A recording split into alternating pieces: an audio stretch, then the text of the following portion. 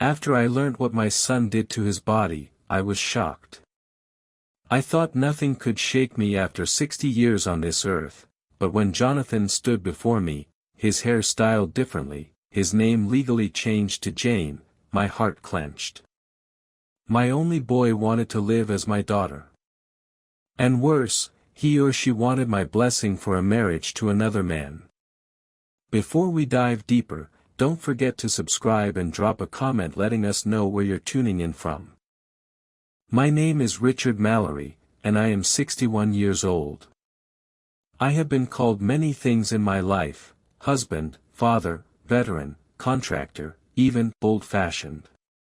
But the only title that ever truly mattered to me was Dad. I grew up in a small town in Oregon, the son of a steelworker who never missed a shift in 30 years. He taught me that a man's worth is measured in what he builds and what he leaves behind. I carried that lesson with me through service in the army, through the early lean years of marriage, through every nail and beam of the construction business I built from the ground up. When my wife, Margaret, was alive, our house was more than just timber and plaster, it was the heartbeat of our family. We had 2 children, Jonathan, my boy, and Lily, his younger sister. Lily inherited her mother's gentleness. She teaches music now, lives in another state, and calls me every Sunday without fail. Jonathan, he was different. From the start, he wanted to challenge the world, and me with it. Still, I loved him with everything I had. I coached his little league team even when I worked 60-hour weeks. I stood in the freezing rain at his high school track meets. When college bills piled up, I sold the land my father had left me to keep Jonathan debt-free. When Margaret passed away, cancer, quick and cruel, I clung to my children like a man lost at sea. Lily stayed close through phone calls and holiday visits. Jonathan drifted, but I told myself it was grief, that he just needed time. That's the man I was before all this happened. A man of tradition, of simple truths: you work, you provide, you protect. I believed blood was unbreakable. That no matter how hard life hit, family would never turn its back. I was wrong. Jonathan was born on a cold December morning in 1988, red-faced and wailing loud enough to rattle the hospital windows. Margaret always said he came into the world already fighting, already demanding to be heard. As a boy, he was restless. While Lily could sit with her crayons for hours, Jonathan had to be moving, climbing the apple tree in the backyard, building makeshift forts from the firewood pile, tearing through the neighborhood on his bike like he owned the street. He was stubborn even then, but it was the kind of stubbornness that made me proud. When he fell off the bike and scraped his knee bloody, he refused to cry until he'd made it all the way around the block again. I called him my shadow. He'd follow me out to job sites, tugging at my sleeve, asking questions about everything: tools, wood, concrete. I bought him his first set of toy wrenches at 6 years old. By 10, he could already hammer a straight nail. School, though, was another story. Jonathan was bright, too bright for his own good. Teachers said he questioned everything, disrupted lessons with constant why and how. I thought it was a good sign at first, that he wanted to understand the world. But by high school, the questions turned into arguments, and the arguments into detentions. Still, there were glimpses of something softer in him. He loved music, picked up the guitar one summer and wouldn't put it down. He wrote songs in the garage when he thought no one was listening, his voice carrying out into the night. Margaret and I would sit by the kitchen window, listening, proud and a little worried all at once. When college came, I wanted him to study something solid, engineering, maybe business. Instead, he chose sociology. Said he wanted to change the world. I didn't understand, but I paid the tuition anyway. Sold the land my father left me, cut back on vacations, kept my promises. Because that's what fathers do.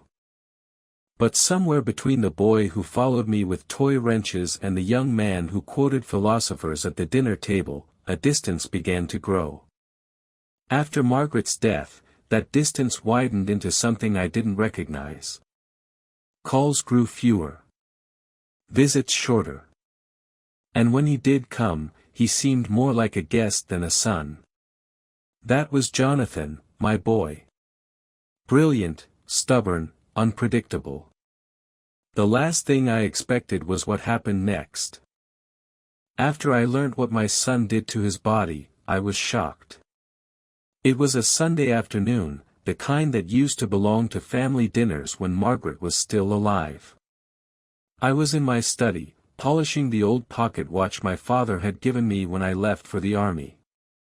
The chain glinted in the late sunlight slanting through the curtains, steady and unchanging, like the way I always thought life should be. That was when the knock came. 3 short raps on the front door, hurried, nervous. When I opened it, I didn't recognize the figure at first.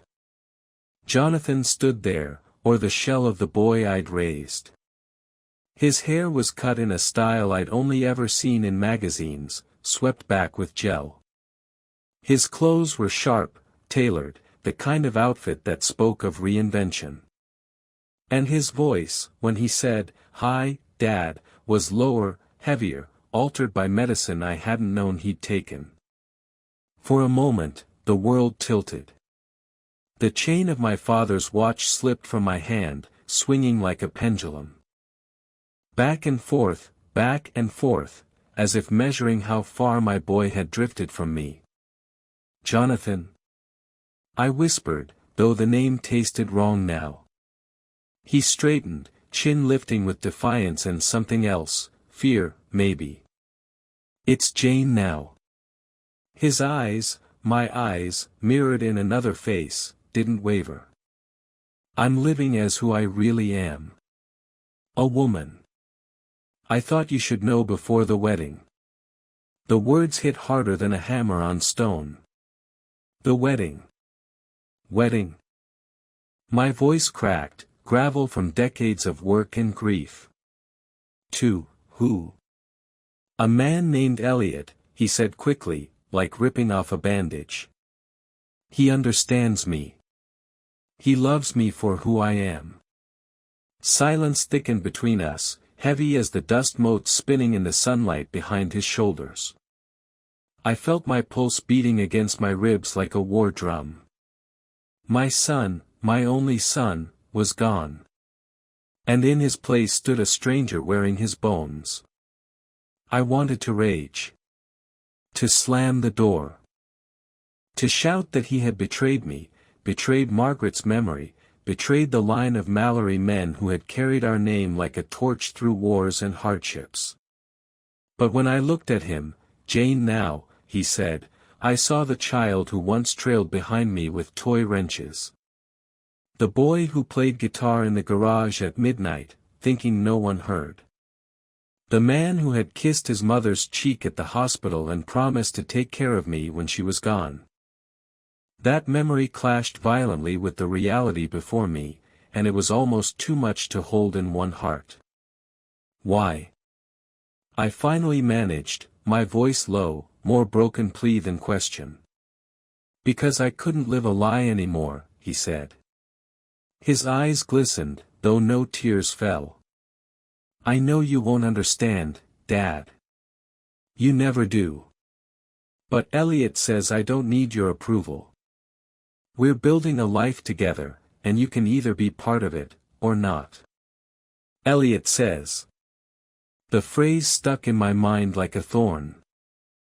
I leaned against the doorframe, suddenly aware of the weight of the watch still in my palm. My father's watch. My inheritance. The unbroken chain. And I thought, what happens when the chain is cut? When the blood that bound us is no longer enough? "Jonathan," I stopped, forced myself to say it. "Jane." You're my child. But what you've done, my throat tightened, heat burning behind my eyes. I don't know if I can accept it. He flinched, but stood tall. That's your choice. Just know, Elliot, and I won't wait for you to catch up. And with that, he turned, his polished shoes clicking against the porch I had built with my own 2 hands. Each step was a drumbeat of distance, carrying him further from me, leaving me with nothing but the echo of a new name and the hollow ache of betrayal. Inside, the house seemed smaller, suffocating. Margaret's photograph smiled down from the mantel, her eyes kind and forgiving as ever. I sank into her old chair, clutching the watch. The chain was still unbroken, still whole. But in my heart, something vital had snapped. I sat in Margaret's chair for a long time after Jonathan, or now Jane, left, the house humming with silence. The watch lay heavy in my palm, the chain cutting into my skin as if it wanted to remind me that some bonds were not so easily broken. My mind was a storm. Every corner of the house whispered memories of Jonathan. His muddy sneakers abandoned by the back door when he was 9. The dent in the banister from when he tried to skateboard down the stairs. His handwriting were still carved faintly into the garage workbench. Now, those echoes mocked me. Was that boy already gone back then, hidden under the skin of someone who never belonged to me? Or had I simply lost him somewhere along the way? I pulled a sheet of paper from Margaret's old stationery set, cream pages, her favorite. The pen shook in my hand as I began to write. Dearest Margaret. I don't know how to begin this without breaking apart.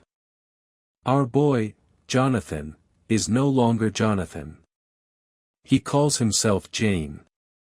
Says he is marrying a man named Elliot. He stood on our porch today with a stranger's voice and stranger's face, and I felt like I was staring at a ghost who refused to tell me his name. I wanted to scream. I wanted to drag him inside and demand he remember the life we built for him. But your picture was on the mantel, watching, and I could almost hear you say, take care of him, even if he's not what you expected. I'm trying, Margaret. God knows I am trying. But how do I accept a world where the boy you carried in your arms says he never was a boy at all? How do I honor you and protect the family when he's chosen a path that feels like betrayal of everything we believed in? I miss you. I need your voice. Because right now, I don't know if I have the strength to hold our family together. Forever yours. Richard. The ink blurred where a tear fell, darkening the paper. I folded the letter and slipped it into the drawer of her desk, where dozens of her own notes still rested.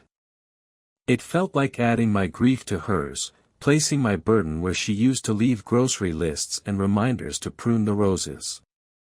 After that, I reached for the phone. My fingers dialed Lily's number from memory, one of the few things my mind still held without effort.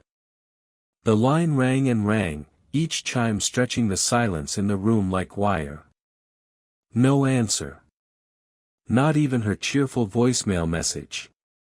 I set the phone down slowly, the rejection heavier than the silence. For the first time in years, I felt completely alone. Margaret was gone. Jonathan was gone, or Jane now. And Lily, my gentle Lily, was out of reach. The house creaked around me, old timber shifting as the evening cooled. Once, this place had been filled with music, laughter, the smell of Margaret's Sunday roast. Now it was just me, the ticking of my father's watch, and the echo of my own doubt. I closed my eyes and told myself, tomorrow, I'll think more clearly. Tomorrow, I'll know what to do. But deep down, I already feared that tomorrow would bring more than just thought, it would bring battle. I didn't sleep much that night. The house groaned under the September wind, the rafters creaked, and every sound reminded me of absence. But when the grey light of morning slid across the floorboards, I sat up in Margaret's chair with a different kind of weight inside me. I had spent the night clutching her photograph, whispering questions to a woman who would never answer. And somewhere between midnight and dawn, grief hardened into something else, resolve. I will not be swept away by this. I will understand it. I will face it. I showered, shaved, put on my best flannel shirt, the one Margaret always said made me look younger. I boiled coffee the old way, in the enamel pot I'd carried through a dozen camping trips with Jonathan. The smell filled the kitchen, bitter and grounding. By 9 o'clock, I almost felt steady. That was when the doorbell rang. I opened it to find Jane, and beside her, a man I had never seen before. He was taller than Jonathan had ever been, lean in a tailored gray suit despite the casual Sunday morning. His hair was slicked back, his jaw clean-shaven, his smile quick and polished. A lawyer's smile. "Dad," Jane said, her tone carefully measured. "This is Elliot." Elliot extended his hand before I could respond, stepping forward like the threshold was already his. His grip was firm, but his palm was cool, almost damp. "Mr. Mallory," he said, voice smooth as polished stone. "I've heard so much about you." I shook his hand out of politeness, but my gut twisted. Too smooth. Too quick. Too prepared. We sat in the living room. Jane chose Margaret's armchair, almost like she wanted to replace her mother's presence. Elliot, without asking, settled into the couch, leaning back as if he'd been there 100 times before. I poured coffee, out of habit. He waved it away. "I don't drink caffeine." "Clouds the judgment," he said with a smirk. Jane sipped hers silently. The silence stretched, so I broke it. "What brings you both here?" Jane hesitated. Her eyes flicked toward Elliot before answering. "We thought it would be good to talk. About everything." Elliot leaned forward, folding his hands as though he were about to start a presentation. "Mr. Mallory, Jane is stepping into her true life now, and with that comes certain realities. Transition isn't just personal, it's legal, financial, medical. It's about stability. And frankly, the past needs to make room for the future." I stared at him. "The past?" He smiled again, but his eyes were hard. "Your assets, your estate, your long-term decisions. Jane is your only heir, yes. It's natural that she be included more actively now. Especially if," he paused, glancing at Jane with a performative kind of fondness, "if we're going to build a life together." Jane shifted uncomfortably. "Dad, I just want us to be honest about things." "Elliot thinks." Elliot interrupted, voice silk over steel. "I think that sometimes older generations struggle to keep pace. That's no one's fault, of course. But the law favors preparation. Guardianships, transfers, protections, it's all quite simple if we handle it before complications arise." I felt my jaw tighten. He was circling me like a wolf, dressed as a man offering guidance. Every word was dipped in courtesy but laced with poison. Jane avoided my gaze, staring into her coffee. Her shoulders hunched slightly, the way they used to when she got caught lying as a teenager. I looked at Elliot then, really looked. His cufflinks gleamed. His shoes shone. He belonged in courtrooms, not living rooms. And I knew, in that moment, that the root of this shift, the shadow stretching across my family, was not entirely Jane. It was him. He was the whisper behind her words, the steel pushing her spine straight, the hand twisting her decisions into weapons against me. I forced a smile. "You're very well informed," I said evenly. Elliot inclined his head modestly, though his eyes glittered with satisfaction. "I only want what's best for Jane." But his gaze lingered a fraction too long on the mantelpiece, where Margaret's antique clock sat. And I knew he was already calculating what "best" meant for him. The silence stretched too long. Elliot seemed to enjoy it, his smile calm and thin, like a cat waiting for the mouse to twitch. Finally, he spoke. "Mr. Mallory, I don't mean to be blunt, but we all know life is unpredictable. You've worked hard, but there comes a time when assets must be transitioned. If it's not handled now, then the courts handle it later. That rarely ends well for anyone." His tone was polite, but the words were a blade in silk. I set my coffee cup down with deliberate care, the porcelain clicking against the saucer. "I'm perfectly capable of handling my own affairs." Elliot tilted his head. "For now, yes.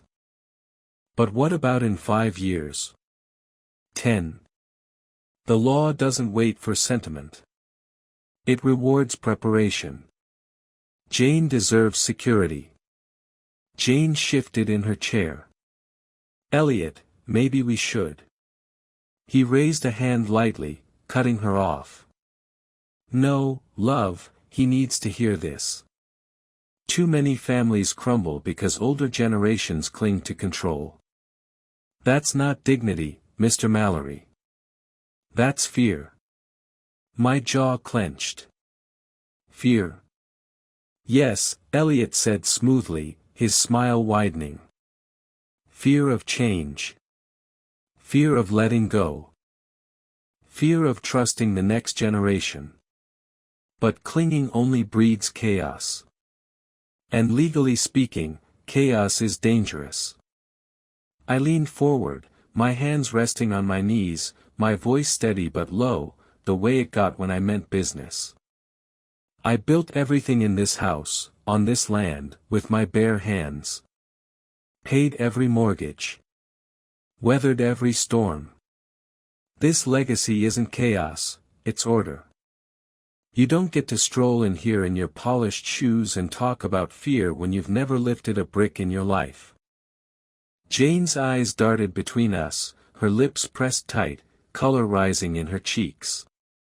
Elliot's smile finally cracked, just a flicker of irritation beneath the polish. "I'm not your enemy, Mr. Mallory. I'm simply pointing out the inevitable. If you resist, the courts will side with Jane. It's only a matter of time." I stood, slowly, my height casting a shadow over the coffee table. "Is that a threat?" Elliot didn't flinch. "It's a fact." Jane whispered, "Elliot, please," her fingers trembled around her cup. But I didn't look at her. My eyes locked on him. "Listen carefully. My father left me nothing but a pocket watch and the strength to build. Everything in this house is mine to give, not yours to take. And I swear on Margaret's grave, no court, no paper, and no silver-tongued opportunist will strip it from me while I'm breathing." The words rang heavy in the room. The antique clock on the mantel ticked once, loud in the silence. Elliot finally leaned back, adjusting his cufflinks like a man resetting himself after a slip. His smile returned, thin and false. "Very well. But remember this conversation when the papers arrive." Jane's face had gone pale, her eyes downcast. She didn't say another word as Elliot rose, guiding her toward the door with a hand on her shoulder. I didn't move. I just stood there, breathing slow, my heart pounding steady, the same way it had in combat zones years ago. Because I knew now. This wasn't about Jane finding herself. This wasn't about love or acceptance. This was about Elliot, and his hunger. And I would be damned if I let him devour everything I had built. That night, the house felt like a bunker. The ticking of Margaret's antique clock was the only sound as I sat at the kitchen table with a yellow legal pad and a pen. Years of running job sites and managing payroll had taught me one thing: when you're under threat, you plan. I drew 2 columns. On the left, I wrote, "Protect Legacy." On the right, "Understand Jane." Under "Protect Legacy," the pen moved fast. "Call my lawyer, George Whitman. Old friend from the Rotary, sharp as ever at 70. Review the will, tighten clauses. Move assets into a trust for Lily and my granddaughter, Emily. Keep all property deeds in the fireproof box under the stairs. Close joint accounts Jane might have access to. Document every conversation." It felt cold, but it felt solid. Then I looked at the right column. "Understand Jane." The pen hesitated. What did that even mean?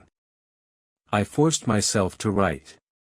Research transition. Medical, psychological, legal. Seek voices outside my own circle. Remember Margaret's words: take care of him, even if he's not what you expected. Talk to friends I trust. Ask if I'm wrong. The words looked foreign on the page, like a man's handwriting in a language he never learned. The next morning, I made calls. Not to lawyers yet, that would come, but to people who had walked beside me for decades. First was Tom Jarvis, my old army buddy. He lived 2 towns over, ran a bait shop by the river. His voice was gravel over the line. "Richard," he said, "you want my honest take? The world's different now. Back in our day, you kept your head down and followed orders. Kids now, they tear orders up and make new ones. Doesn't mean I like it. But I've learned to pick my battles. You can hate the choice, but she's still your kid. Still your kid." The words lodged deep. Then I drove out to see Pastor Miller. The man baptized both my children, buried Margaret. We sat in his office, light filtering through stained glass windows. He listened quietly as I spoke. When I finished, he folded his hands. "Richard, Scripture teaches us truth. But it also teaches us compassion. You don't have to celebrate what you don't understand. But don't let your love die in the name of principle. The hardest test of faith is when it asks you to bend without breaking. Bend without breaking." That phrase haunted me as I drove home. The last stop was Martha Lane, an old friend of Margaret's who had become something of a surrogate grandmother to Emily. Martha never minced words. "Rich, you're too stubborn for your own good. You want to know if it's normal these days? Yes. Kids are doing this. Doctors, too. Whether you like it or not, it's not going away. You can stand there shaking your fist at the tide, or you can build a boat and stay close enough that she doesn't drift forever." I sat in the truck for a long time after that, staring at the river. Boats drifted past, some with engines, some with nothing but paddles. Each one fought the same current differently. By the time I pulled into my driveway, I had 2 truths carved into my chest. I would not let Elliot take what was mine. I would not let Jane vanish from my life, even if I had to meet her halfway. The legal pad was still on the kitchen table when I came in, the 2 columns staring at me. For the first time, they didn't look like separate battles. They looked like the same war, with different fronts. I squared my shoulders. Tomorrow, I'd call George. And after that, I'd start reading, listening, forcing myself to see beyond the chain of tradition I'd carried my whole life. But tonight, I let the house be quiet, let Margaret's photograph watch over me, and whispered into the silence, "I'll fight for what's mine. And I'll fight for him, no, for her, too. God help me, I'll try." The following morning, I dialed George Whitman's office. George had been my friend since high school, the kind of man who carried the same leather briefcase for 40 years and still sharpened his pencils with a knife. He was slow to trust, but once he did, you had him for life. "Rich," he said as soon as he picked up, his voice warm but cautious. "It's been too long. What's going on?" "I need your help, George," I said. "Family trouble. Serious trouble." By that afternoon, I was sitting across from him in his office, the same corner room where he had drawn up the deed for my first house back in '82. Papers stacked neatly, books lined the shelves, everything smelling faintly of leather and ink. He leaned back in his chair, glasses low on his nose. "Tell me everything." I told him about Jane, about Elliot, about the subtle threats over coffee and the certainty in Elliot's voice when he said the courts would side with her. I didn't hold back. By the end, George was drumming his fingers on the armrest, his brows furrowed. "Sounds like this Elliot knows enough law to be dangerous," George muttered. "But arrogance makes men sloppy. Did he mention incapacity? Power of attorney?" "Yes. He said the law would call me unfit. That they'd prove I couldn't manage my estate." George's eyes narrowed. Classic play. "If Jane files a petition for guardianship, they'll need medical evidence, financial missteps, witnesses. You've got none of that against you. Your bills are paid, your business record's clean." "Clean as a whistle," I said.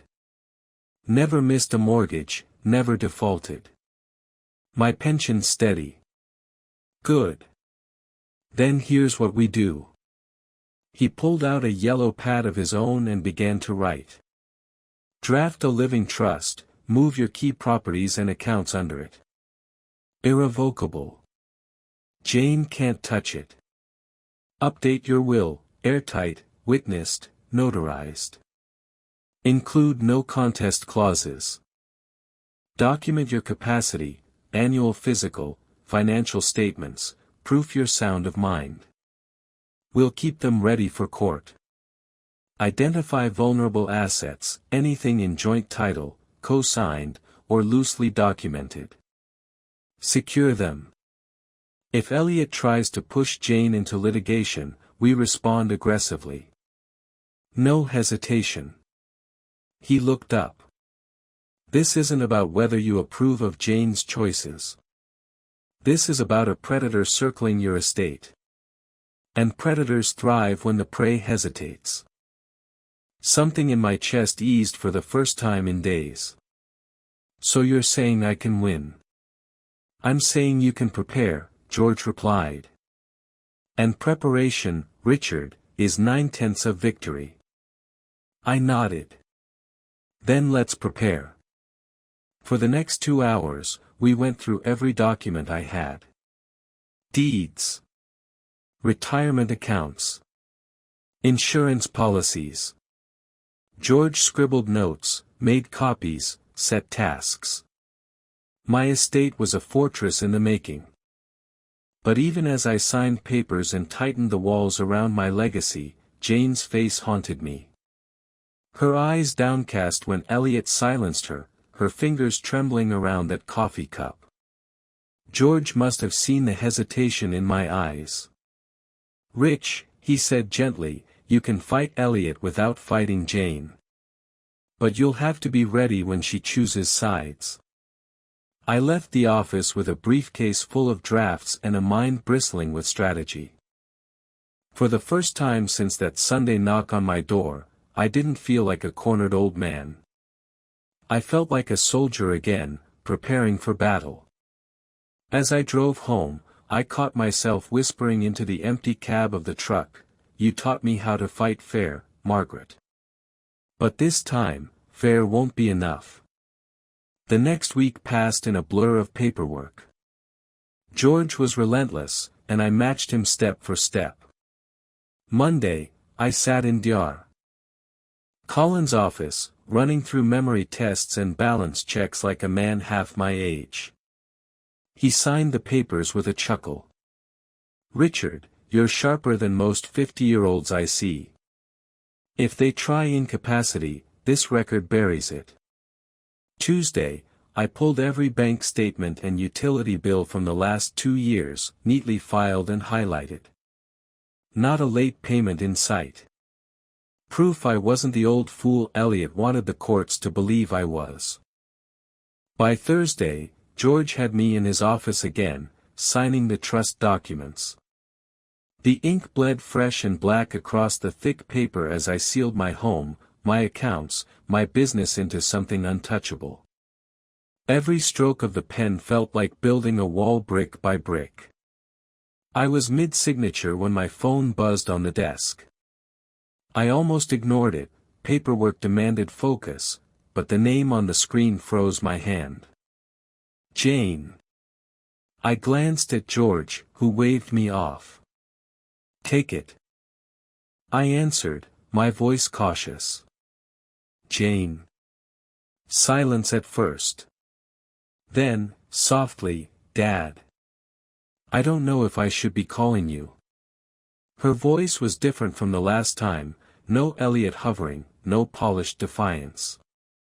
It was shaky, uncertain, like the Jonathan I remembered from long ago. I swallowed hard. "You can always call me." Another pause. I could hear her breathing, quick and shallow. "Elliot says we need to move forward with everything. But I don't know. It feels wrong. I didn't want it to go this far." The pen slipped from my fingers. My chest tightened, not with anger this time, but with something warmer, something that threatened to undo all the walls I'd built. "Jane," I said softly, "listen to me. Whatever Elliot tells you, whatever papers he waves in front of you, you are still my child. That doesn't change. And if you're afraid, then maybe it's because he's leading you where you don't want to go." She sniffled, and for a fleeting second, I swore I heard my boy's voice buried under hers. "I don't want to lose you, Dad. But I don't know how to make him stop." I pressed the phone tighter to my ear, wishing I could reach across the miles. "You don't have to fight me, Jane. Not if you don't want to. You and I, we can still find our way back. Just say the word." A muffled sound in the background, Elliot's voice, sharp and insistent.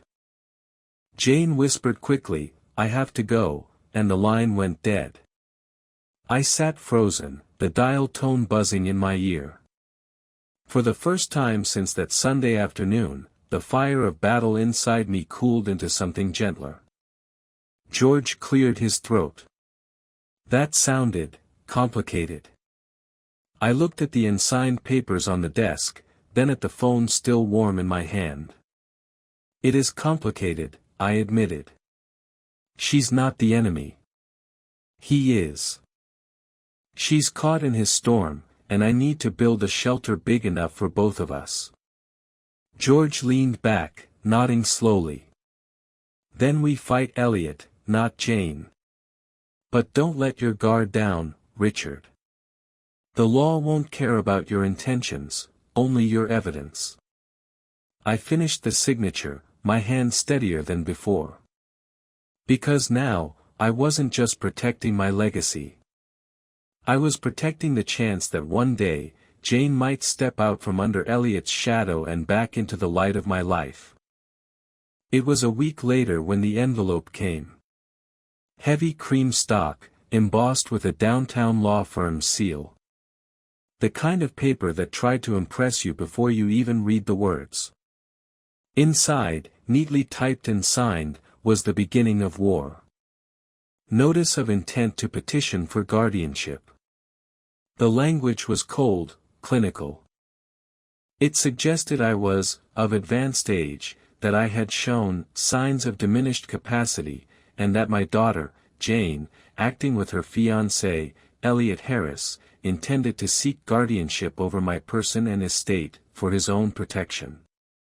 My hands shook, but not from fear. From rage. They were trying to erase me while I was still breathing. I called George immediately. He chuckled darkly after scanning the pages. All bark, no bite, yet. They don't have evidence. But Elliot's counting on intimidation. He wants you rattled, Rich. He wants you to make a mistake. Then I won't give him one, I said. The chance came sooner than I expected. 3 nights later, the doorbell rang after dark. When I opened it, Elliot was on my porch. No Jane this time. Just him, crisp suit, smug grin, papers tucked under his arm. Evening, Mr. Mallory, he said smoothly, stepping inside without being asked. I thought we might discuss matters privately. Man to man. I gestured to the living room, my phone already slipped into my shirt pocket, recording. He sat on the couch, crossing his legs with practiced ease. You've received the notice, I assume. I have. Good. Then you understand this doesn't have to get ugly. If you simply transfer certain assets now, the house, the business holdings, a few accounts, we can avoid dragging your name through the mud in court. He smiled like a banker offering a loan. You'll still have enough to live comfortably. And Jane will have the security she deserves. I leaned forward, keeping my voice level. Security for Jane. Or for you. His eyes flickered, but only for a second. Mr. Mallory, I know change is hard. You're a proud man, used to control. But let's be honest, pride doesn't pay medical bills when you collapse. Pride doesn't preserve family harmony. Jane needs stability. And if you fight us, you'll only prove our point, that you can't manage this on your own. I let the silence stretch, the phone in my pocket capturing every word, every polished threat. Then I stood slowly. You know, Elliot, you remind me of termites. Small. Polite. Always saying they're just here to help. Meanwhile, they're eating through the beams of the house. His smile faltered. I pointed toward the door. This house has stood 40 years. My wife's memories are in these walls. And I'll be damned if I let a smooth-talking parasite chew through it. For the first time, Elliot's composure cracked. His jaw tightened, his words clipped. If you won't cooperate, the courts will force the issue. You'll lose more than you realize, Mr. Mallory. I opened the door. We'll see about that. He gathered his papers, storming past me into the night air. As the taillights of his car disappeared down the road, I pulled the phone from my pocket. The red recording light still glowed, every word preserved. Evidence. I exhaled, steady for the first time all evening. Margaret's photograph watched me from the mantel, her smile soft but resolute. Let him come, I murmured. This time, I'm ready. After Elliot left that night, the house felt different. Not quieter, heavier, as if the walls themselves had absorbed his venom.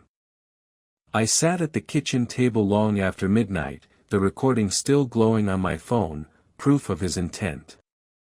But even as I replayed his words in my head, something else replayed louder, Jane's trembling voice from the phone call. I don't want it to go this far. For days, I found myself caught between two currents. One pulled me toward war, sharpened wills, airtight trusts, documented strength. The other whispered of the child I still loved, lost somewhere inside this stranger called Jane. I started to notice things differently. At the hardware store, the cashier, a kid barely 20, wore a name tag that read Maya. I remembered when she used to answer to Mark. No one batted an eye anymore. The old men in line just nodded, bought their lumber, moved on. Life went on. At the library, I found myself in front of the sociology section. I pulled down a book titled Lives Transformed, Journeys of Transition. I read it in secret, at night, under Margaret's reading lamp. I underlined passages I didn't fully understand, circled words that felt foreign. Hormones. Dysphoria. Authenticity. Each word chipped away at the wall of ignorance I had built. One night, I caught myself whispering into the empty living room, Jane. Just the name.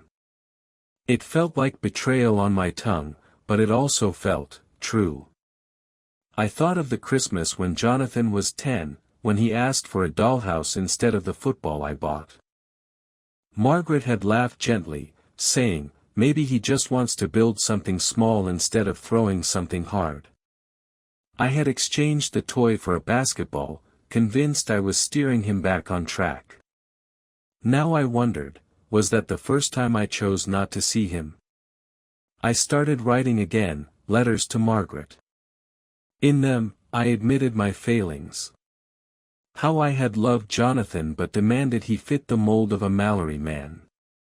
How I had missed signs, ignored them, crushed them. Maybe, I wrote one night, this isn't Jonathan disappearing.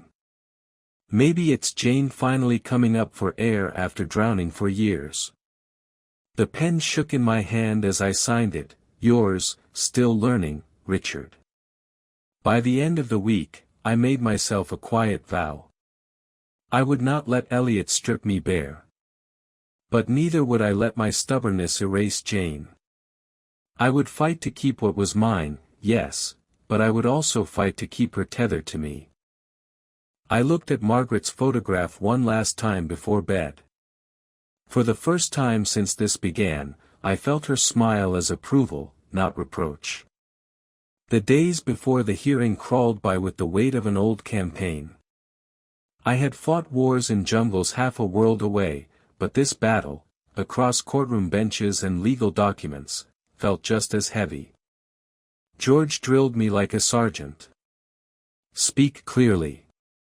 Don't rise to provocation. Every question, answer it straight, nothing more, nothing less. He rehearsed the possible attacks, accusations of confusion, manipulation, stubbornness. I answered each calmly, my confidence growing like armor plate by plate. At home, I put my affairs in final order. The trust papers were sealed, the will signed and notarized, my medical and financial records stacked in neat folders. Every brick of my life now documented, undeniable. But it wasn't just paperwork I prepared. Each night, after the house went still, I sat in Margaret's chair with her photograph. I talked to her out loud, as if she were still there. Tomorrow, they may call me unfit. They may call me stubborn.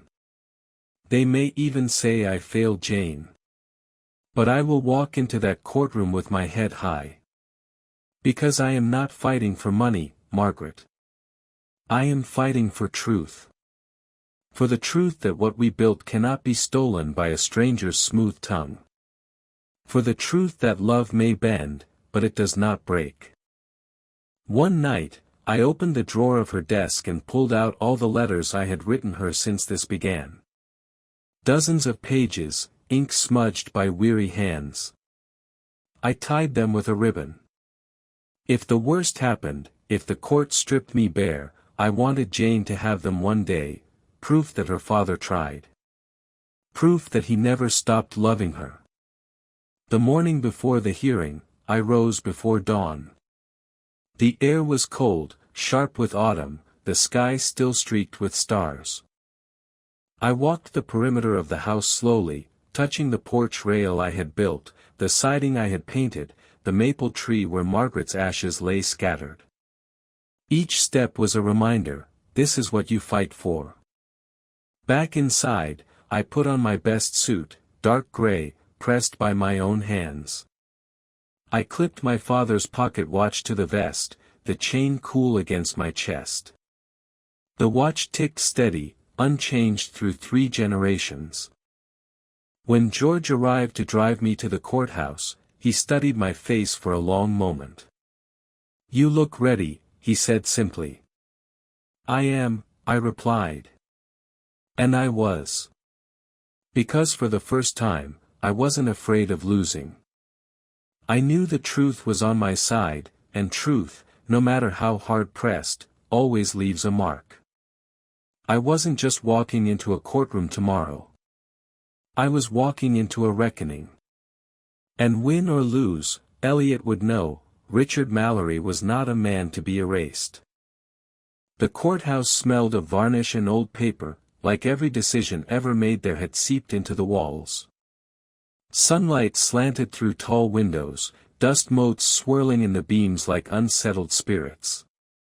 I had been in many places of judgment in my life, churches, army tribunals, even family dinners where Margaret decided the verdict, but never one where the stakes felt so final. Jane was already there when we entered. She sat at Elliot's side, her hands folded tightly in her lap, knuckles white. Her hair was pulled back, her suit neat, her face pale but composed. She didn't look at me, not at first. But I looked at her. My child. My boy who once played guitar in the garage, my girl who now carried herself with a fragile kind of steel. I wanted to stand up and tell the judge, the clerks, everyone, this is my child, no matter the name, no matter the body. She is mine.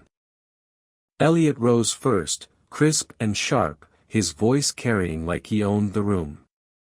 Your Honor, this case is about protection. About ensuring that Jane Mallory's father, Richard Mallory, has the oversight he needs to manage his affairs responsibly. The signs are clear: advanced age, emotional instability, questionable judgment. We seek guardianship to preserve his legacy and his well-being. He gestured toward me with a flourish, like a man unveiling a broken relic. I kept my eyes on Jane. She still didn't look back. George rose slowly, adjusting his glasses. His voice was calm, deliberate. Your Honor, this case is not about protection. It is about control. My client, Richard Mallory, has provided evidence of full capacity, medical, financial, legal. What we have here is an attempt by a third party, Mr. Harris, to coerce Ms. Mallory into stripping her father of his independence. This is not guardianship. This is theft. Murmurs rippled through the small gallery. The judge frowned, glancing at the documents stacked on the bench. But the real tension wasn't on the bench. It was in the space between me and Jane. When I finally took the stand, Elliot's questions came fast, sharp as barbs. Mr. Mallory, isn't it true you've struggled with health issues? I had a heart scare years ago. Recovered fully. Doctor's records confirm. Isn't it true you've shown hostility toward your daughter's life choices? I swallowed, my voice steady. I struggled, yes. But hostility? No. I am learning. I am here. Elliot smirked, circling. And yet you signed away assets just days ago into a trust, as though you feared your own daughter. Doesn't that prove paranoia? I leaned forward, my voice quiet but unflinching. I didn't fear Jane. I feared you. The courtroom stilled. For the first time, Jane's eyes lifted to mine. Her lips trembled, just slightly, before she dropped her gaze again. George stepped in after that, guiding me with gentle questions. He had me describe the property, the businesses, the documents I had prepared. He let me tell the story of how Margaret and I had built everything, how every beam of the house held our sweat and laughter. Why protect it now? George asked finally. Because it belongs to my family, I said. To my children, to my granddaughter. Not to someone who married in and saw dollar signs instead of memories. I glanced at Jane. And because no matter what she calls herself, no matter how she chooses to live, she is still my child. And my fight is not against her. It never was. Elliot shot to his feet. Your Honor, this is emotional manipulation. The judge silenced him with a look. For a moment, silence settled heavy. Then the judge turned to Jane. Ms. Mallory, do you wish to add anything? This petition bears your name. Every head in the room turned. The air seemed to stop moving. Jane's shoulders rose and fell, her breath shaky. She looked at Elliot first, who gave her a sharp nod, his eyes commanding. Then she looked at me. And in her eyes, I saw everything, the child she was, the person she was becoming, the fear of losing me, the pressure of Elliot's hand always at her back. Her lips parted. For a second, no sound came. Then softly, almost breaking. I don't want to take his life away. I just wanted him to accept mine. Gasps rippled through the gallery. Elliot's jaw tightened. The judge leaned forward. Ms. Mallory, do you support this petition? Jane's hands trembled in her lap. She shook her head, slow but certain. No. Not anymore. Elliot's composure shattered. He muttered furiously under his breath, his face flushed with fury. The judge struck his gavel once. Then the petition is dismissed. The sound echoed through the chamber like the final shot in a long war. Elliot stormed out, his polished shoes clicking like gunfire on the tiles. Jane stayed seated, tears glistening on her cheeks, unable to meet my eyes again. I didn't rush to her. Not yet. The victory was fresh, raw, unfinished. But as I stood there, my heart pounding steady as the pocket watch in my vest, I knew one thing for certain, the court had sided with the truth. And the truth was this, I had not lost my child. Not completely. Not yet. The courthouse steps were crowded with people spilling into the autumn sunlight, lawyers with briefcases, families whispering, reporters scanning for a headline. I stood at the top of the stairs, the chill wind tugging at my jacket, the gavel's echo still thrumming in my ears. Then I saw her. Jane stood a few feet away, no Elliot shadowing her now. Her shoulders were hunched, her makeup smudged, her eyes red.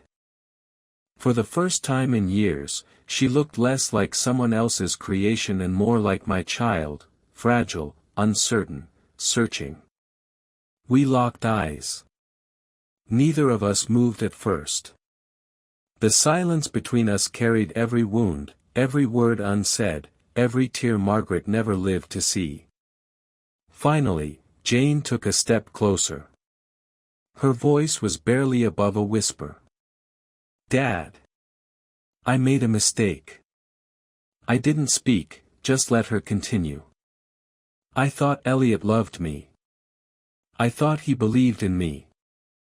But all he ever talked about was money. Control. Using the law to hollow you out. She swallowed hard. I let him convince me it was for my future. But it wasn't. It was for his. Her hands trembled as she wiped her eyes. I'm so sorry. I don't even know how to undo what I let happen. I looked at her, not Jonathan, not Jane, just my child. And I felt the weight of Margaret's words in my chest, take care of him, even if he's not what you expected. I stepped forward and put a hand on her shoulder. You don't have to undo it, sweetheart. You just have to start again. And hear me now, no matter what name you take, no matter what life you choose, you are my child. That doesn't change. It never will. Her lips trembled. Even if I'm me. Even if I stay Jane. I pulled her into my arms, the way I had when she was little and scraped her knees. Even then. Especially then. She clung to me, her sobs muffled against my chest. Passers-by glanced at us, but for that moment, the world was only father and child, broken but bound, scarred but still tethered. When she finally pulled back, her voice was steadier. I'm calling off the wedding. Elliot's not who I thought he was. I need to figure out who I am, on my own. I nodded. That's all I ever wanted for you, to be honest with yourself. Not with me, not with him. With you. The autumn wind rustled through the courthouse flags above us. For the first time in months, I felt lighter, like the chains of fear and anger had slipped from my shoulders. We walked down the steps side by side, slowly, quietly. Not father and son. Not father and daughter. Just family, still standing, still learning how to love each other in the ruins and rebuild something new. Hello everyone, and thank you for watching. I truly hope you enjoyed listening to this story as much as I enjoyed creating it. If you did, please consider liking the video and subscribing to the channel to help support the creation of more stories like this. Have a great day or evening.